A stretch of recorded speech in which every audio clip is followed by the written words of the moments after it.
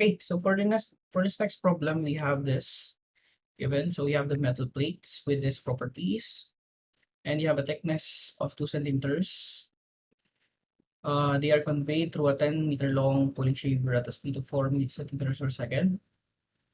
Okay, and then the plates enter the cooling chamber at the initial temperature of 700 degrees Celsius. Their temperature of the cooling chamber is 15 degrees Celsius. Okay, so the convection heat transfer coefficient is given as a function of air velocity. Okay, so the h is varying, no, with respect to the velocity. So we want to find the heat transfer coefficient and the velocity. So to prevent thermal burn, we need to cool the plates into 15 degrees Celsius or less. So we want to determine again the air velocity. Sorry, this is what we're looking for, pala, no? The air velocity and the heat transfer coefficient. Okay, so before we really do anything, we should check for the byte number. But in this case, as you can see, we don't have the h yet, no? So we cannot find the v for the exponential function. Now, what we can do is we can solve first for the velocity and the heat transfer coefficient, and then later on, after we've solved that, we can check if it is a lump system, no? After we substitute the calculated value of each. And then we can say that our calculation is valid if it is a lump system, and it is not a valid system if it is not a lump system, no? So let's begin by writing the equations that we need, no? So you have t minus t infinity over t I minus t infinity is equal to negative e raised to negative pt.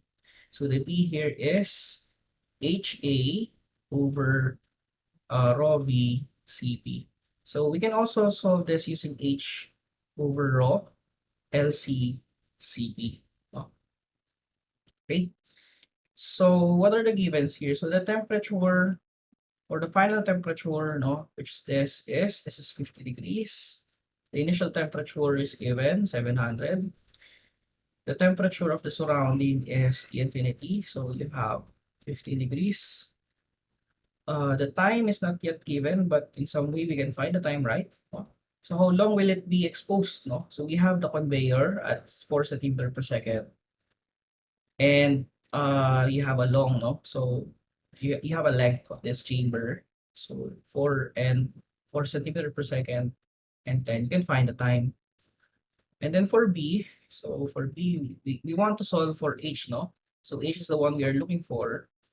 We can find sorry, the rho is given, the density, you know, Cp is also given, the L is given.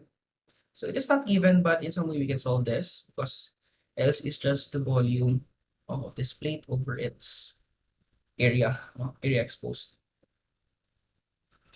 So, well, anyways, so to find, you can solve for the LC first and the E. So LC is equal to, so the volume over the area, no?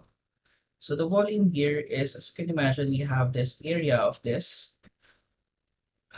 We are imagining, since this is infinitely almost very thin, no, it is not included, no, in some way. So we are only including this total volume, which is just the area times the thickness, which is I'll just write this as L, no, the thickness here as L, and then over the area, no. As you can see, sorry, twice the area pala, no? So you have a surface here and the back, no? At the back of this, you have another area there. So you have 2 times a surface, no? So we are just neglecting this portion of the plate, no? We just want both sides, no? So we only have one dimension conduction. So we can cancel this, so we can say that this is just L over 2.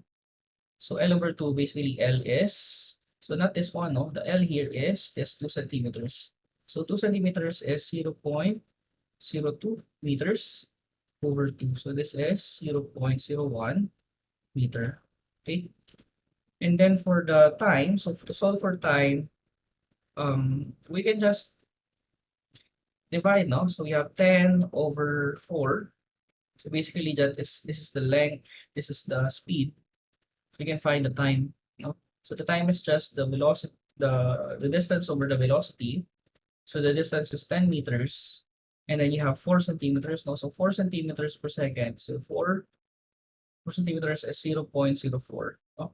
So this is a meter, this is a meter per second. So this will be in seconds. So the total time it is exposed in the chamber is 10 over zero point 0.4. So you have 250. Okay. So I think that's basically it. Oh. So for the h, we can solve for the h first. And then after that, we can solve for the velocity. Right? Right. Great. So we can now solve this. So since b is basically just this, so we only have one unknown here. We can solve the equation. Okay, so sorry, I think I'll just write this in a different way. So you have this, no? So this can be written as natural log of t minus t infinity over t minus t infinity, so ti, and then equals to, you have negative pt. Okay, so we can solve for b first. So b is equal to, actually I can just substitute the b here, no? I'll directly substitute the b here. So we have h, no? H over rho LC and CP, no? And then multiplied by the time. So this is the unknown. Everything else is given. This all for each. I think I'll just write this down. So you have H negative ln of t minus t infinity all over ti minus t infinity. And then you have, actually this should be multiplied now. So you have rho, LC, and CP. And then over time. Okay, so write this down.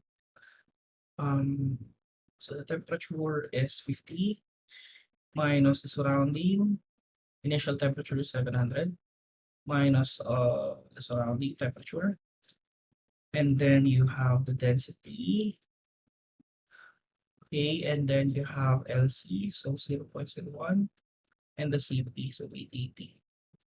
And then divide this by the time, so time is 250 seconds. So this will be, so let's analyze the units here.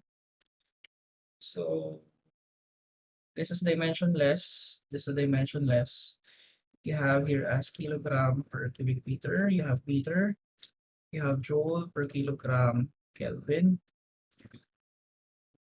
This is seconds, no?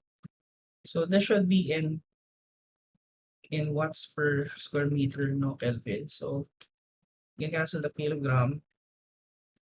You cancel 1 meter. So this will be m squared divided by m squared. And then you have joule per second, which is watts. No? So this should be watts per square meter Kelvin. So using your calculator, you have negative ln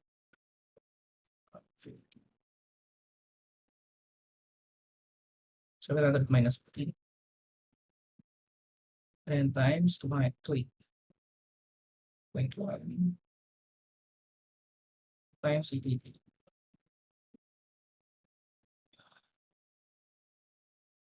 Okay, so we have 293.12. So is that correct? Yeah, we have the correct answer. So 293.12 watts per square meter Kelvin. Now for the velocity, we can just solve the velocity here. So we know that h is equal to 33 v 0.8. So since h is given, we can solve for the velocity. So 293.12 is equal to 33. And then you have the v is to 0.8. So solving for v, just to use numerical method, no?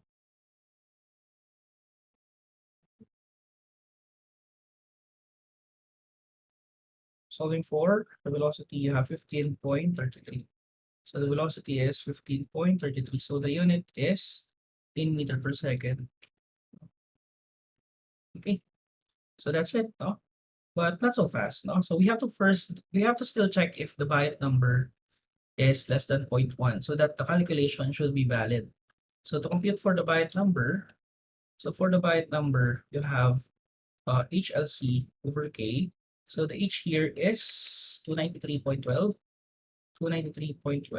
and then you have LC 0.01, and then K is 180.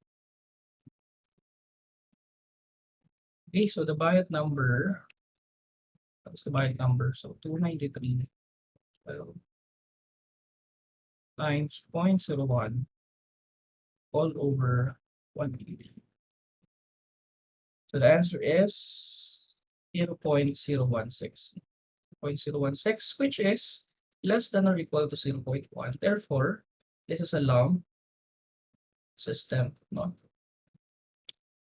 Which validates, no? Which validates our calculation.